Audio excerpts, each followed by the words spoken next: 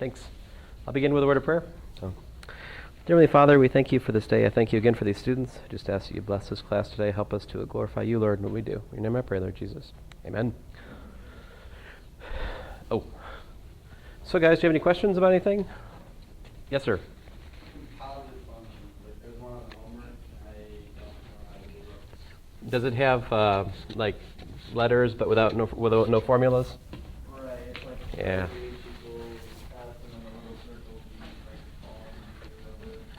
And then find H prime of 0 given that F of 0 equals 6, F prime of 4 equals -2, B of 0 equals 4, and B prime of 0 equals 4. Okay. I think I understand the spirit of that problem. I will make up my own. So, this is kind of like remember the last problem on homework number 4? And I put it on the test. Remember that one? And then this is kind of like that. The point of this problem is to study the structure of the chain rule. I'll remind you the chain rule is this. d dx of g of f of x is equal to g prime of f of x. In other words, the derivative of the outside function evaluated as the inside function times f prime of x. So the example you're asking about something like this. You're given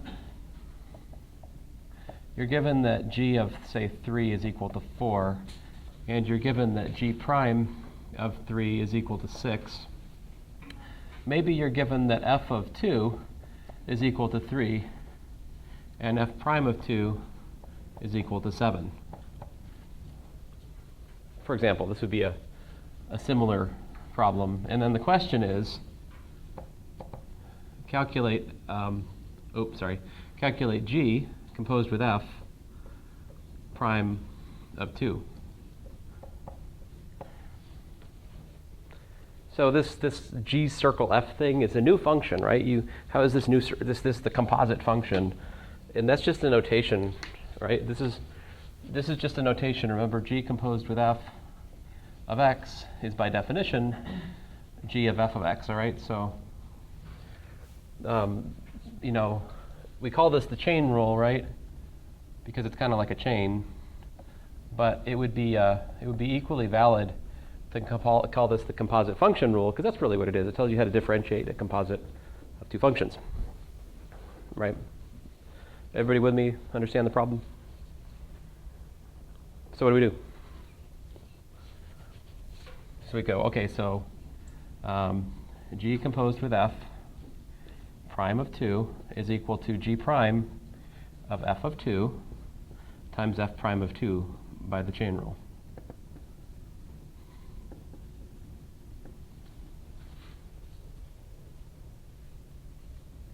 But what is f of 2?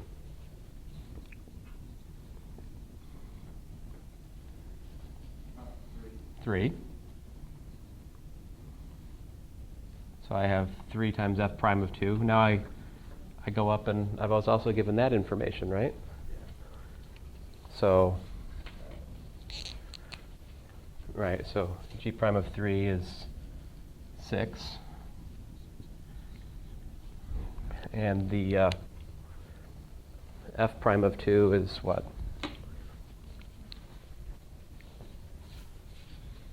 7. So we get 42.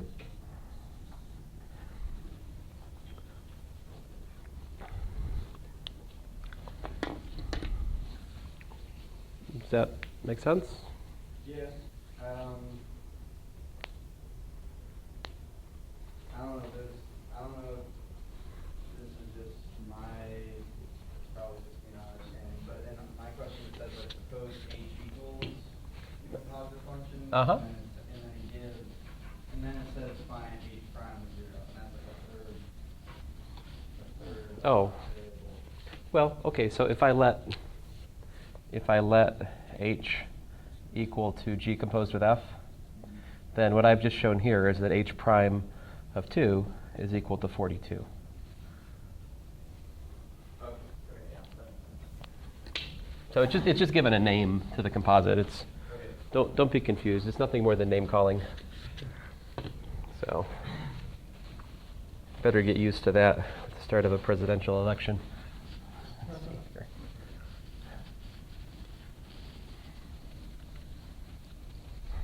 I wish they called each other names when the elections weren't around. I mean, I kind of like it when they call each other names. It's my favorite part. People all go, oh no, there's going to be a government shutdown. I'm like, that sounds amazing to me. I would love that. Shut it down, please.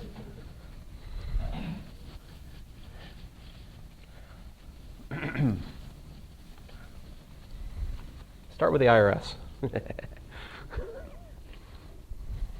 Okay, another example, kind of like this. Suppose you know that g prime of 4 is equal to 6. Let h of x equal to g of x squared. And then the question is, calculate h prime of 2.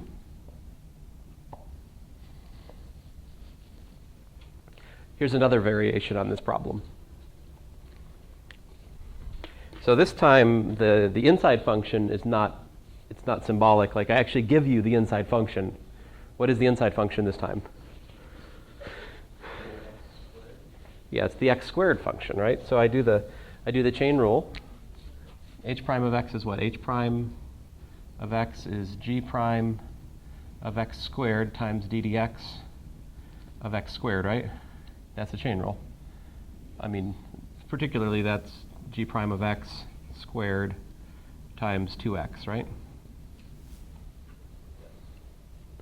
So then what's h prime of 2?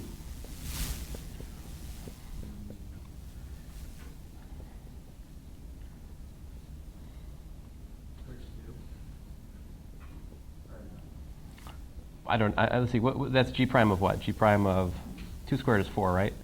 So g prime of 4 times 4, what was, so it's 6, yeah, 6 times 4, yeah, so 24.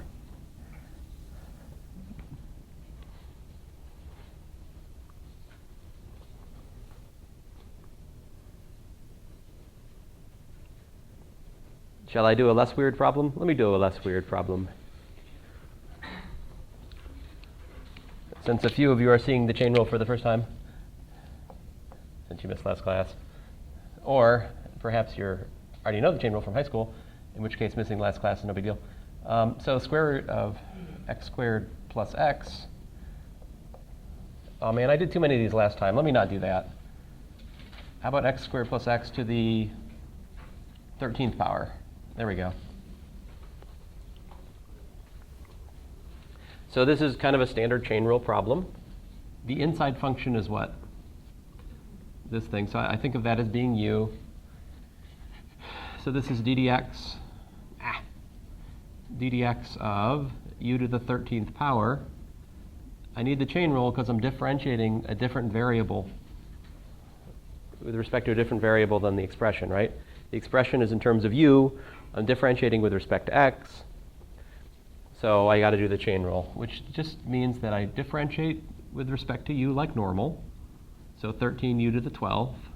And then I have to multiply by du dx. That's the chain rule in this notation. So what is that? Yeah, 13 times x squared plus x to the what? 12th power, right? Times what? What's the derivative? 2x plus 1. And there you go.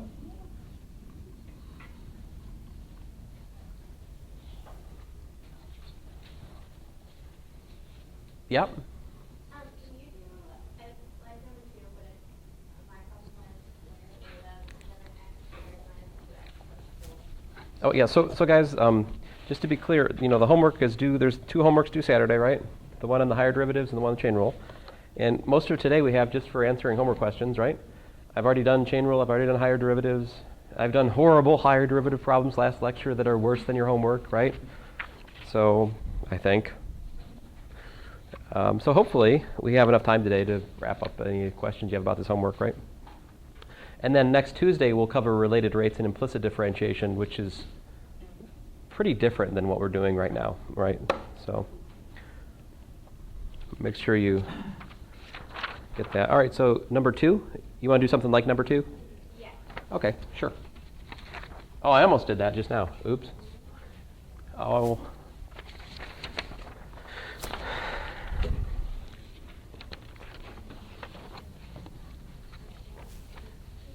I guess I can, is it okay if I write over here? It's okay, right? Yeah.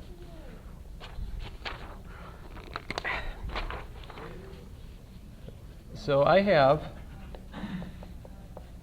f of x is the square root of 7x squared minus 6x plus 10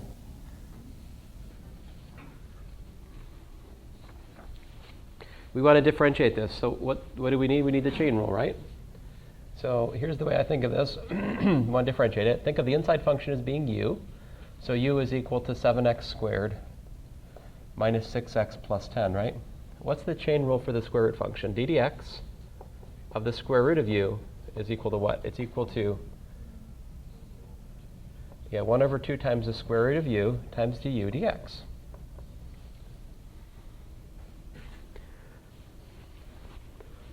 So just like the square root of x, except we have to multiply by du dx because the inside function is not x, it's u, right? So what is that? For this particular example then, f prime of x is what? 1 over 2 times the square root of all that mess, 7x squared, minus 6x plus 10, times what? d dx of 7x squared minus 6x plus 10. Which is what? It's 14x minus 6, all divided by 2 times the square root of 7x squared minus 6x plus 10. I guess I can bear a simplification here, right? You don't mind? Let's simplify this. You could rewrite this as 7x minus 3 divided by the square root of 7x squared minus 6x plus 10. And there you go. Is that helpful? Yep. Number 6, same homework? Find the tangent line. Now,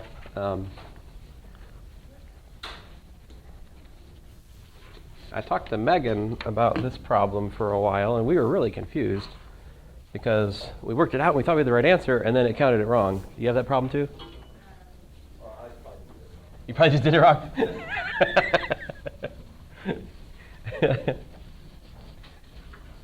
So I'll tell you what, I'm not going to give up the answer to, I'm not going to tell you guys just yet what was wrong with our thinking. I'm going to get right to the point of giving the wrong answer, and then I'll see if you can figure out what we did wrong. So here it is, f of x is, what is it? It is 1 minus x times x squared minus 3 quantity squared. And we're supposed to find the tangent line, well, maybe more specific, find the equation of the tangent line. Where?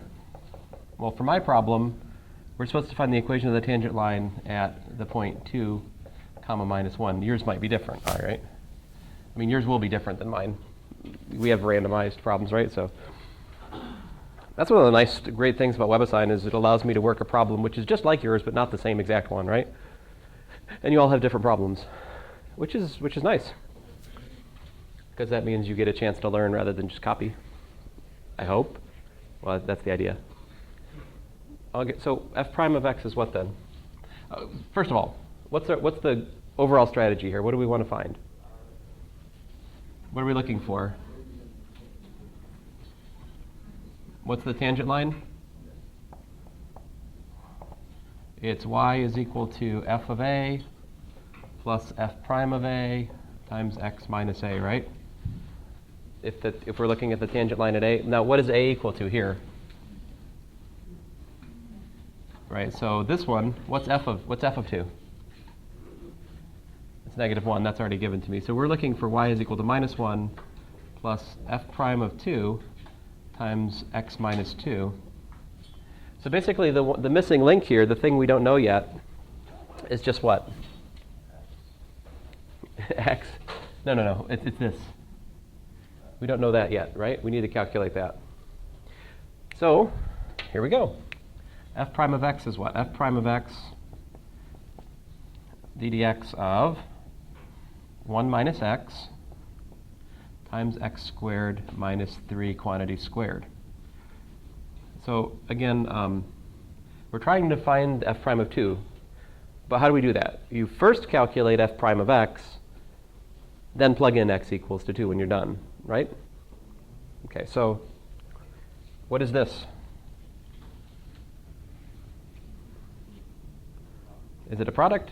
Is it a quotient? Is it a composite?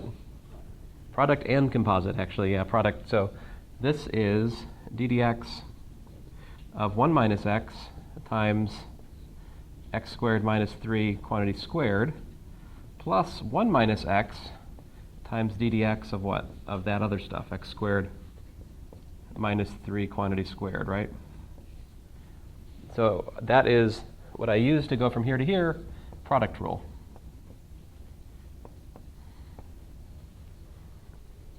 What's next?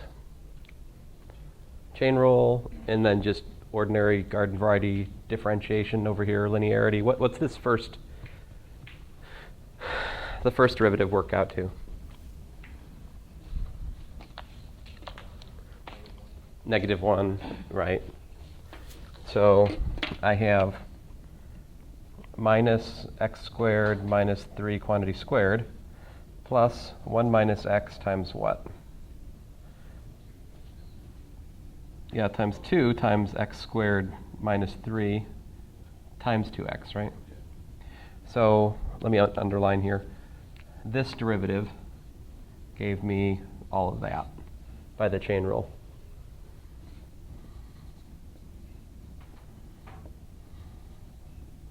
What's my u in this case?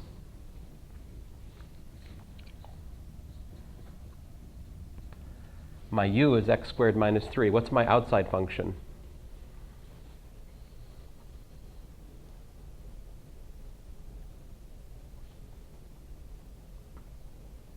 What are you doing to u?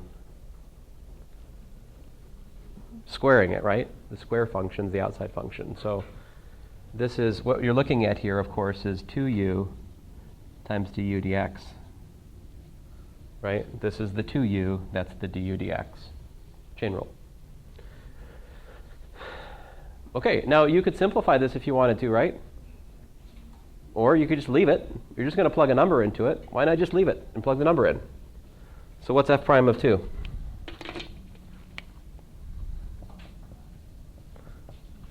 Minus, let's see here, what's 2 squared? So I get 4 minus 3, which is what?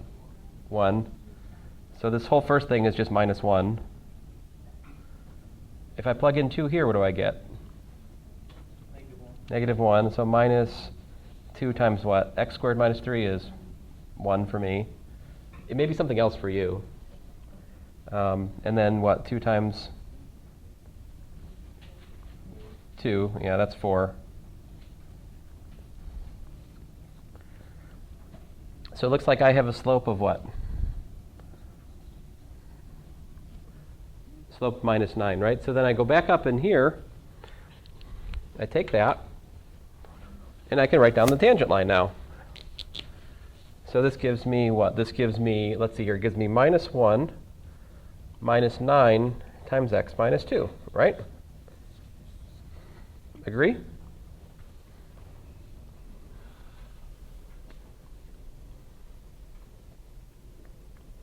Do you agree that that is the equation of the tangent line?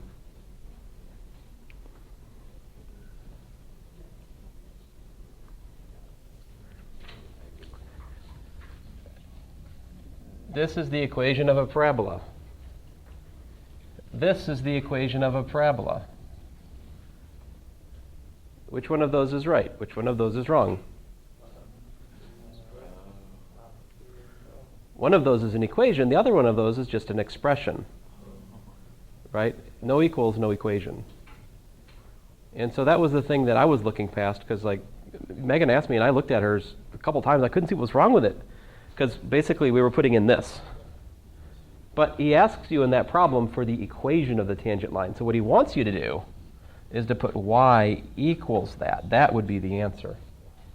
That's important. There's a very big difference between the expression and the y equals that thing. I mean, yes, I probably wouldn't even, I might not even take off points on a test. It kind of depends on how complicated the question was. But technically speaking, without y equals that, it's just formal nonsense. It doesn't make any sense, right? And yet, of course, I could see that your heart was in the right place if you wrote such a thing. Unfortunately, WebAssign is not so considerate of your feelings. I like this problem. This problem is a great problem. It's got most of what we've been learning for the last 2 days, right? You got your product rule, you got your chain rule, lots of goodness in here. Tangent line. This is a great problem.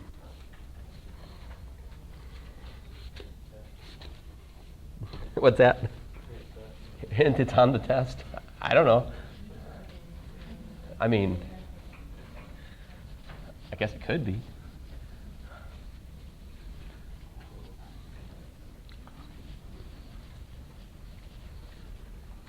Next question? Or if you have questions about what I did, I can. It's your class. Your questions. Yes, sir.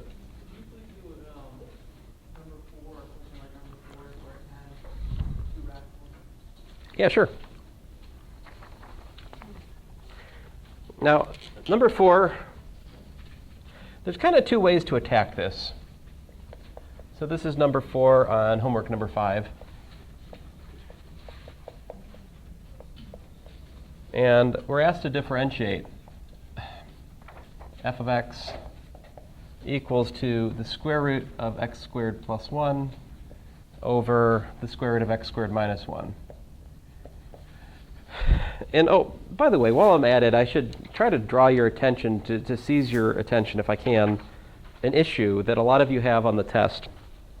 And I didn't always take points off on this first test because, like I told you guys before, I have enough points, I don't want more. You keep your points. But a lot of you are doing this. Let me look at an easier example for a second here. So you have something like you have something like f of x equals to x squared, right? And then I'll see stuff like this, equals to 2x.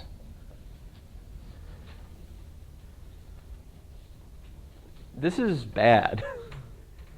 It doesn't hurt you too much on the first test because I really am not asking you that complicated a question on the first test, right?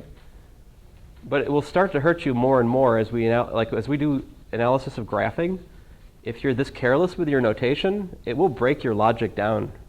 It will start to hurt your thinking. And not just be a problem of my legalism. So what you should write, of course, is that f prime of x is equal to 2x. That is true, right? But f of x is not equal to f prime of x. And if you just change this to one of these dudes, it's not much better because then you just got 2x floating there, and what's that supposed to mean? Right? You should explain what you're doing. So writing f prime of x is equal to 2x is a far better answer. Yep. Can you put it as an equation for a question where you're asking us to find the derivative, but you use d over d of x, and then give us the function you want us to find the derivative of? Yeah. Is that okay if we just do equals and then do the derivative, or do you want us to do... Oh, okay, yeah, so that's a good question. So you're like, what if your problem format's like part A, d dx of x squared, right? Then what can I do? Well, then you see, I've started you with f prime of x. So it's okay to just... Yeah, then that's a different thing though, right? Because I put this here, which means that you do d dx to x squared. So that is the derivative. Whereas up here, just writing x squared equals to 2x, well, that's not true, right? Unless x is equal to 0 or what? I don't know. I mean, that's an equation. It has 2 solutions. But. All right, I digress. Sorry, that has very little to do with that problem, but it just occurs to me I need to say something about that before I forget. So with that, I've said my piece. I don't want to take away your points on this issue, but I'm just warning you, if you're careless about that, it will make you be wrong on other problems. I've seen it happen before. Okay, so now there's two ways to do this. The one way is to kind of do like a quotient rule. Actually, three ways I can think of to do it. I don't know, what do you guys want me to do? Just not do algebra to start with? I mean, my temptation is just to do this. This is the square root of x squared plus 1 over x squared minus 1. That's a property of square roots, right? Square root of a over the square root of b is the square root of a over b. That's a property of algebra. It's an algebra fact for you. So you could change it to a problem of just one square root. And if I did that, then I would have what? F prime of x is 1 over 2 times the square root of x squared plus 1 over x squared minus 1 d dx of that monstrosity. X squared plus 1 over x squared minus 1. And then you got choices. I'll do quotient rule. So what does that give me? 1 over 2 times the square root of all that mess. And then what's the quotient rule here? It's 2x times x squared minus 1 minus x squared plus 1 times 2x, all divided by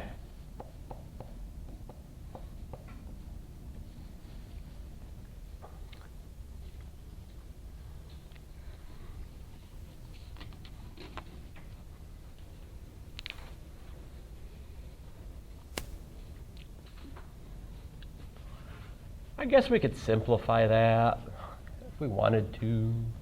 You got like plus a 2x cubed here, and you got minus a 2x cubed. So the 2x cubed terms cancel, and you're just left with minus 2x, minus 2x. So you got minus 4x, but the 4 and the 2 cancels to leaving us minus 2x over the square root of x squared plus 1 over, I think I forgot this term, over x squared minus 1, and there's still this thing, let me not neglect it, x squared minus 1 squared.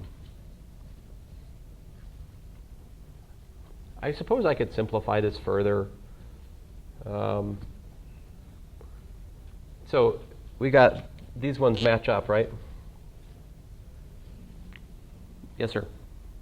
Did you cancel off the 2? Yeah, these x squared, this On the outside. this times this and this times this, they're equal. Those products cancel out. The one next to the square root. This guy and this guy go together to give me a minus 4x. And then that minus 4 over the 2 left me with this 2.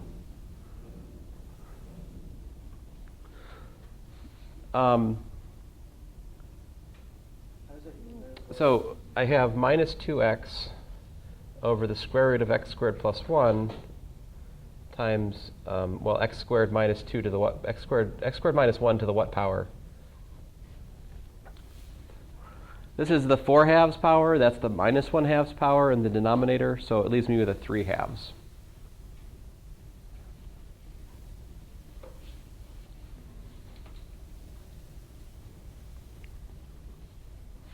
I mean, the differentiation was done back in the wiggly step. I mean, if I said differentiate, do not simplify, it would be done there. Yes? You just answered. I was going to ask if we do the chain, the quotient rule, if that's the way we go. Let's see here. Yeah, well, it depends on the instructions. Here's a different way. F prime of x is d dx of, let's not do the algebra step and see what happened. What if I did this?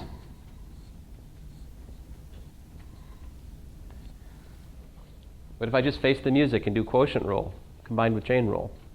How would that go? So I have what? I have 1 over 2 times the square root of x squared plus 1 and then times the 2x up here.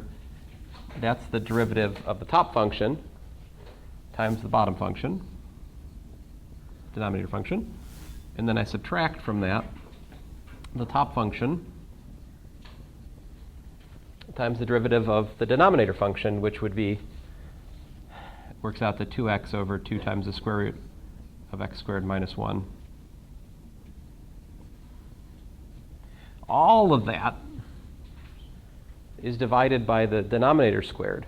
This is the quotient rule.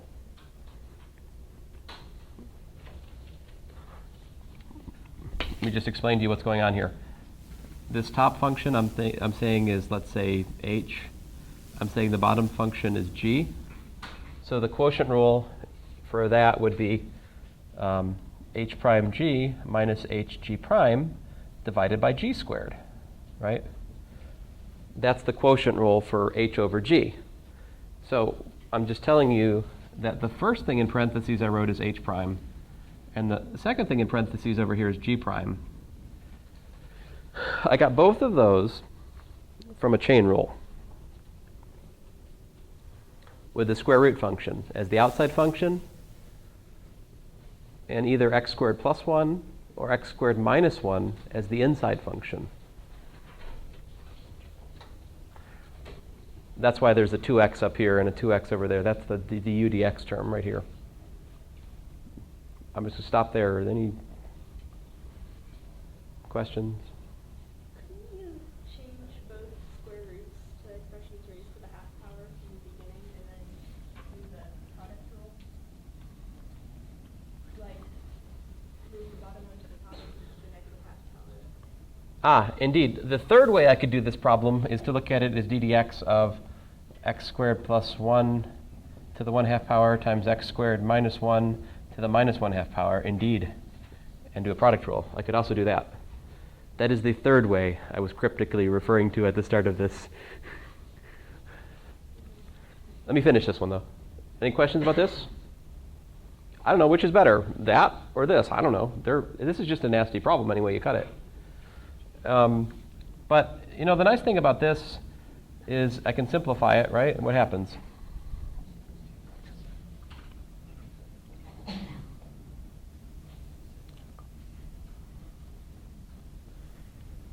I guess to simplify it, I need to multiply what? I don't know. How would I simplify this? I guess I would multiply this whole thing, multiply the whole expression by what? If I want to clear the denominators in the numerator.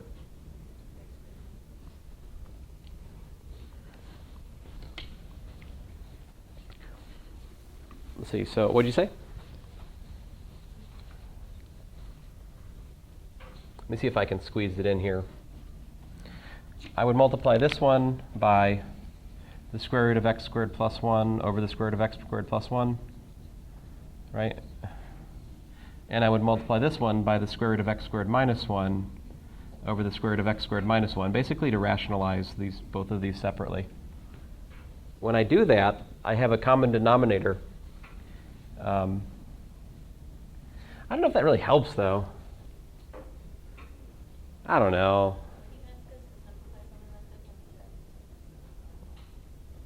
I mean, I guess so.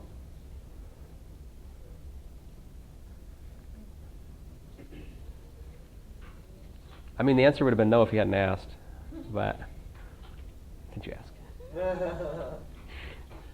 I mean, I don't really want to grade that. I'll be honest. Stink. What am I? No, this isn't the right thing to think. This is not the right thing to say. I mean, that's not wrong. It's just not helpful. Not helpful. What I should do is what? I should multiply the whole thing by the square root of x squared minus 1 times the square root of x squared plus 1 divided by the square root of x squared minus 1 times the square root of x squared plus 1. If I do that, then what happens? I clear out the denominator upstairs. And so, like, when you multiply this times that, what does it give you? It gives you 2x, And you see what I have? Let me just make it explode. So this and this, right? They multiply together to give you what? To give you x squared minus 1. These guys cancel. And then when I look at the product in the second term, I look at the product of this and that, what happens? Well, that time this one and this one do what? They give you minus x squared plus 1 times 2x.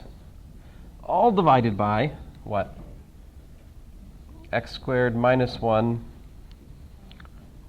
to the what? To the 3/2 power times the square root of x squared plus 1.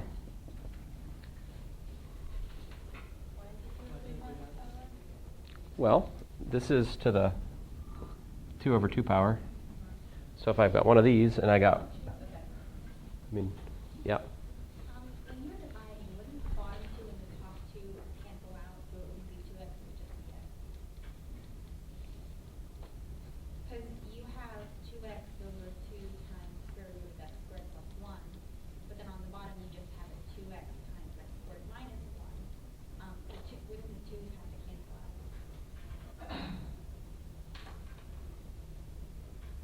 Because the 2's would normally just still be there.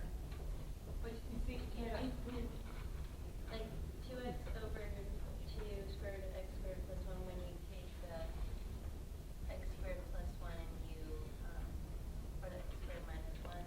So what I'm doing here, you still have 2x. well, but I'm multiplying these two things, Yeah. and I have to distribute through. So I get these two things times that, right? Mm-hmm. So first of all, the division by the square root of x squared plus 1 cancels out with this one. That leaves me with the number 1.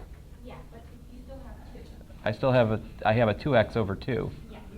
That 2 cancels. Oh, you're saying this 2 is not here. Totally agree. Thank you. Gotcha. I gotcha. Thank you. Very good. Excellent. Yay. Thank you. Oh, so then what happens? The x cubes cancel, right? What are you left with? Minus 2x over square root of x squared plus 1 times x squared minus 1 to the 3/2. There was a point for me doing all this, which was to show you that it doesn't matter how you differentiate, you will get the same answer.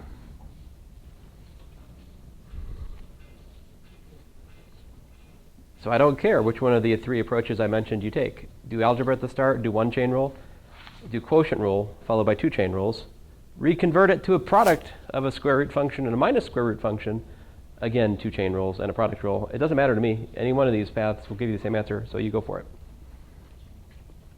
Okay?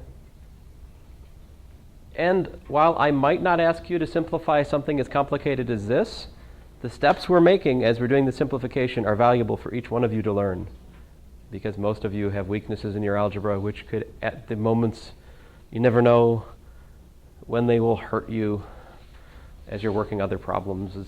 It's math is unfortunately cumulative, right? Our prerequisites, they're not like history prerequisites. Like, there are prerequisites to history classes sometimes. Why are they there? Or you pick it. A lot of other majors, like, why is there prerequisite? It's because you don't want those punk freshmen in your junior, senior level classes, right?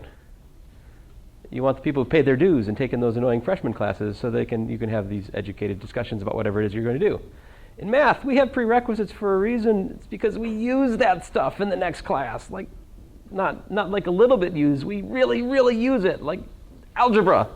Without algebra, we can't do calculus. It's a fact of our existence.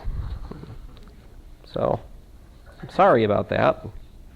But what you don't know can hurt you. It's no accident on this test. I had 14 people in here, 14, who could do the first problem on the test spot on. I also had 14 A's and B's. That's not an accident. I had 18 people who could kind of half do the first problem. I mean, either completely do it or pretty close. It is no accident that I also have 5 C's. And then the rest. And the rest of you, the first problem, whoa, it was bad. But that's kind of indicative. That first problem, actually, whether or not you could do that, kind of seals your fate for the rest. Now, you can escape that fate. If you do enough homework and you fix what you've forgotten, some of you are just rusty in algebra, you can fix it. But, if you weren't here last time, I did tell the class that if you do better on the final than the first test, I will replace whatever grade you made on the first test with the final exam grade if it's helpful. So that all is not lost. You can recover from whatever you did. But you do need to figure out how to do it by the final. So just an encouragement, a reminder, an admonition, whatever you want to view it as. I don't know. Somebody asked me a homework question before I waste more time talking about this nonsense.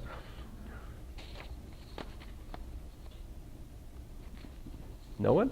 Yes? I couldn't get the first problem of homework 5 to look at. I was hoping someone would ask about 6. Oh, see, this one is fun. This one I can do in like less than 20 minutes. Now, I don't know. Maybe could it be that I think WebAssign should. Now, did you multiply it out? Partially. See, it shouldn't matter whether you do or don't. For me, it's this: x cubed minus x to the 4th power. I'm supposed to differentiate, right?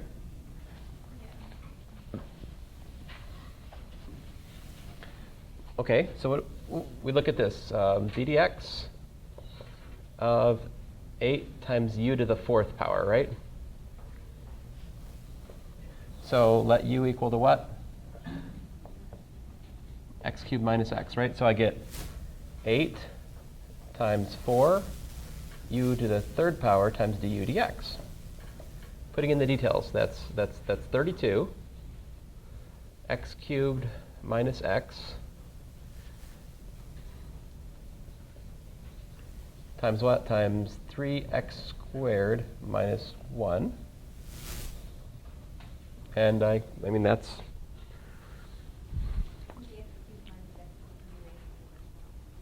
Oh, yeah. Most certainly.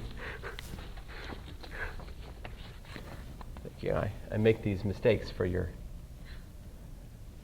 learning. Of course, all my mistakes are on purpose. Pedagogical intent.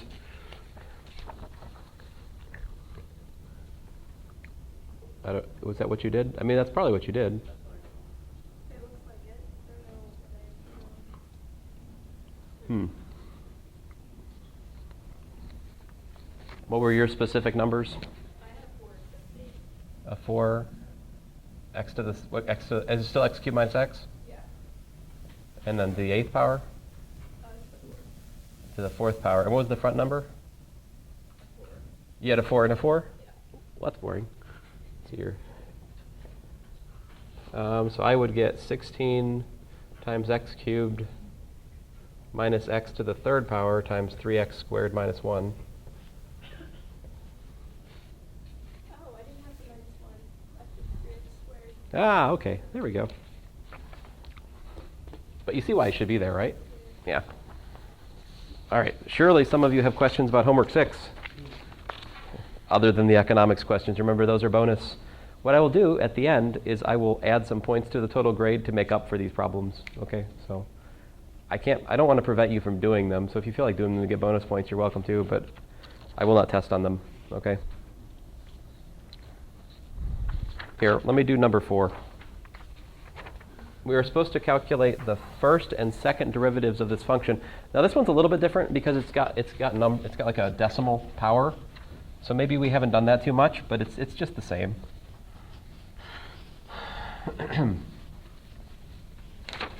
Let's see here. So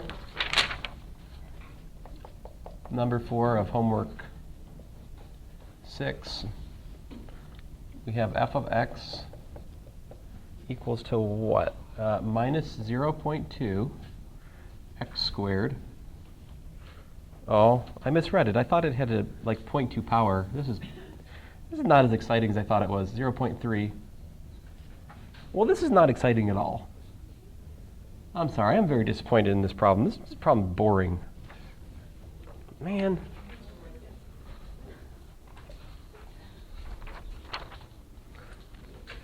problem's totally boring. Fine. F prime of x is what?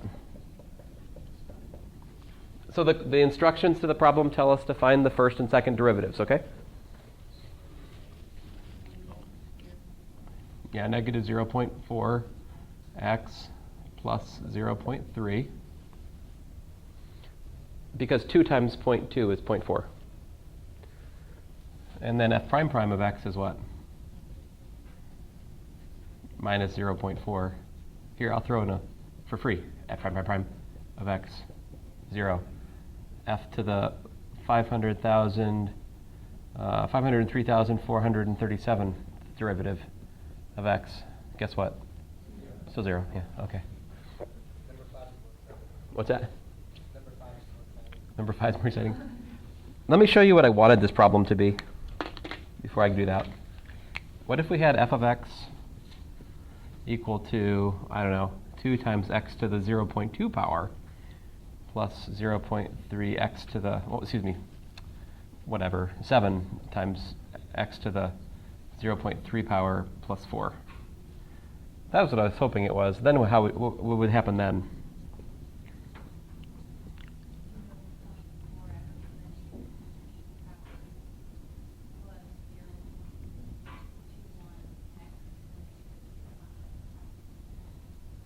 Exactly. And then let's see here, what would f prime prime of x be?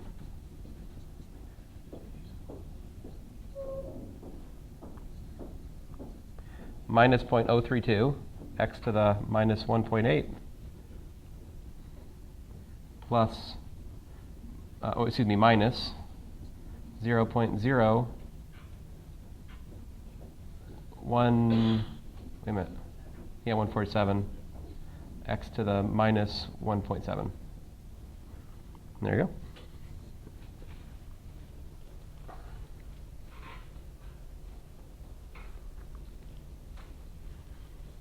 I bet a lot of you guys would probably do better with a question like this than you would if I gave you a question like this, right?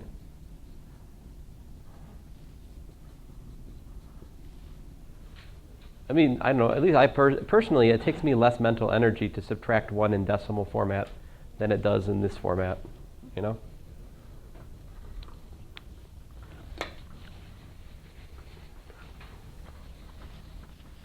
It's actually part of the reason that Newton was able to do what he did back in the day is because decimal numbers were recently invented. At the time of Newton, decimal numbers were about 50 years old. It's part of how he was able to calculate precisely with a lot of digits. If he had just had rational numbers to work with, maybe we wouldn't have the calculus that well, maybe it would take longer for calculus to be developed at least. It's part of it. What's the next question? Oh, number 5 was interesting, you said? Yeah, this one's interesting. Hey, this one is a tamer version. Now, like last class, I worked a worst version of this, a more awful version of this. So we got x squared plus 7 to the 5th power. And you're supposed to find f prime of x and f prime prime of x.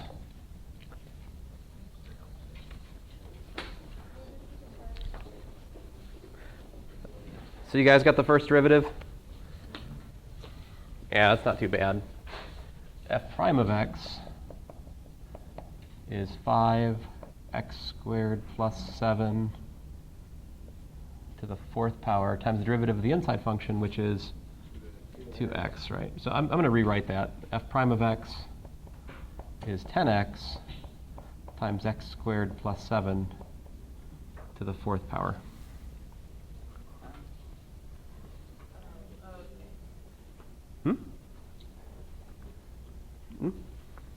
There are two different choose your own adventure here. What I would usually do is what I'll just do now. I don't think about it. I just say, okay, so f prime prime of x is what? Bless you.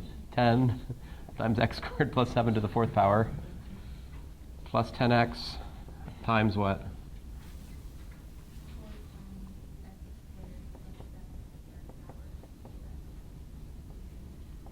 Now, how did she know that? The chain rule, right? The outside function was the fourth power. The inside function was this x squared plus 7. So this is like u. And so what you're looking at over here is 4u cubed times du dx, right? Because this was d dx of u to the fourth power, right? That's what happened there. Yes, sir? Nope.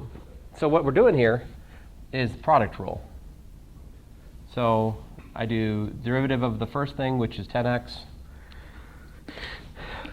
Just to give I need some name calling here. So let's suppose this first thing is a, and the second bit is b. So f prime prime of x is ab prime, which is a prime b plus a b prime. So this 10 was my a prime. This is b, this is a, and this whole thing is b prime. I was doing the product rule. Now, were you thinking of the product rule in the opposite order? Oh, okay. Oh, okay. Can you guys tell me the other path here? Go for it, yeah. Mm-hmm. For the 10x and then the parentheses for x squared plus 7 to cube, or to the third power times 2x, could you do 80x squared? Okay, you want me to simplify? Yeah, sure. Yeah, we could, what you just said I think is fine. So I have 10x squared. I probably can pick some common factors out here. 10x squared plus 7 to the fourth power plus, what did you say was? Yeah, totally agree. 80x squared, yeah? And then x squared plus 7 cubed. Now, can we simplify this? I think I can pull out a 10 and then an x squared plus 7 to the third power. If I do that, that leaves me x squared plus 7 on the first term. And then what over here? Yeah, plus 8 times what?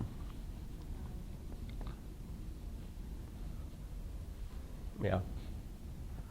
So I guess if I was going to simplify this, I would probably do this. 10 times x squared plus 7 to the third power times, what is that? 9x squared plus 7.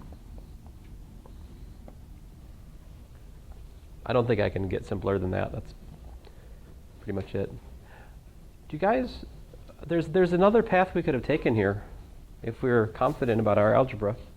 Do you know what it is? We could have avoided the chain rule.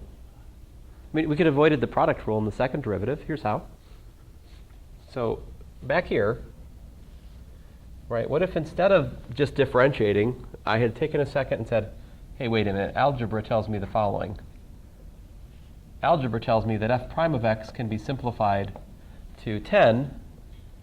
What happens when I bring the x inside the fourth power function? What's the rule? If I have a times like b to the fourth, what happens when I bring a inside? I have to put a to the fourth. Oh, I'm sorry. Oh man, I can't do that. I'm an idiot. Oh, I can do it, but it's just not pretty. Phooey.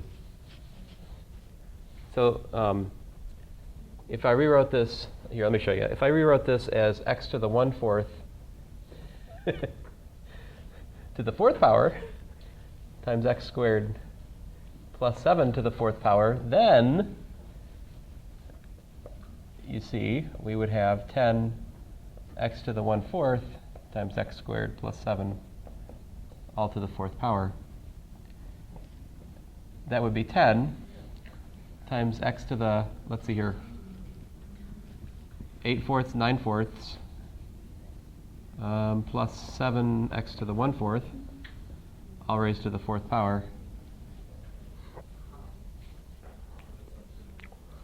And then I just have one chain rule and no product rule. I don't think it's easier. I thought it might be, but I take it back. It's not easier. But I can see where the 9 and the 7 are coming from. See that? Look at this. See that? If I let me just go ahead and differentiate it now that I've gone to this trouble. So f prime prime of x, 10 times what? Times 4,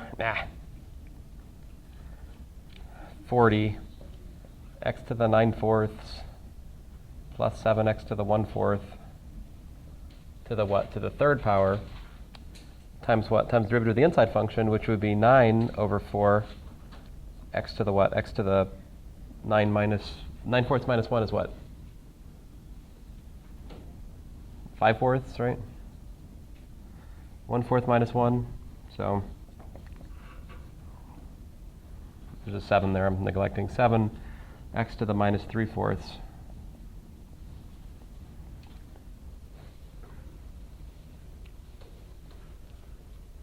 I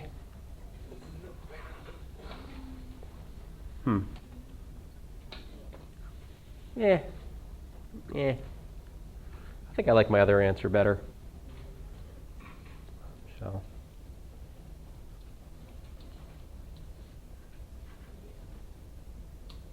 Would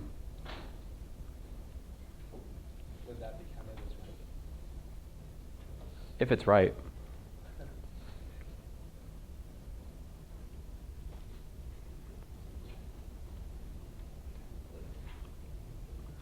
Anyway, so I think our first way is better. I'm going to erase this before it does any more damage. You win some, you lose some. Next question. Oh, that wasn't really a question. I just made that up, huh? Let's see here. Looking at homework number 6, let's work the last problem on homework number 6. Sound like a plan? How about the next to last? That one's harder.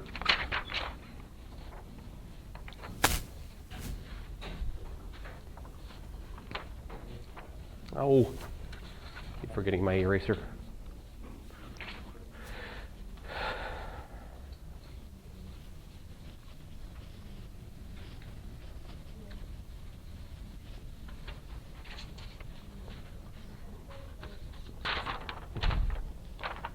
So I'm going to work the last one because I need a moment of relaxation. Here it is.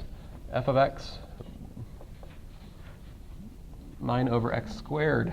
We're supposed to calculate the third derivative.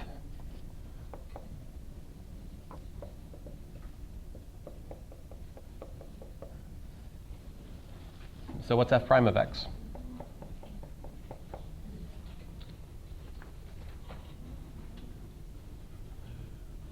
So we're differentiating 9 times the derivative with respect to x of x to the minus 2, right? So I get minus 18 x to the what? Minus 3. What's f prime prime then?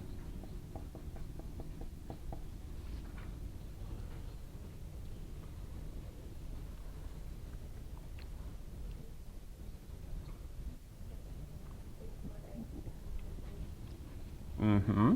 54 x to the minus 4. Then what's f prime prime? Prime of x. Minus 216 x to the minus 5. Or, if you like, minus 216 over x to the 5th, if you insist on writing things with positive exponents. So, if I said express your answer using positive exponents, then you'd be obligated to write the thing I underlined. If I just said differentiate, don't simplify, this would have been totally fine. Right.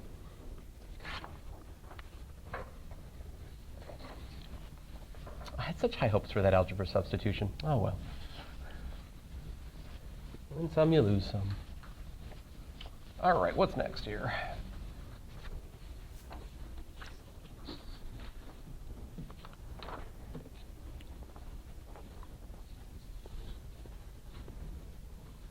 I'll do number 7. Number 8 is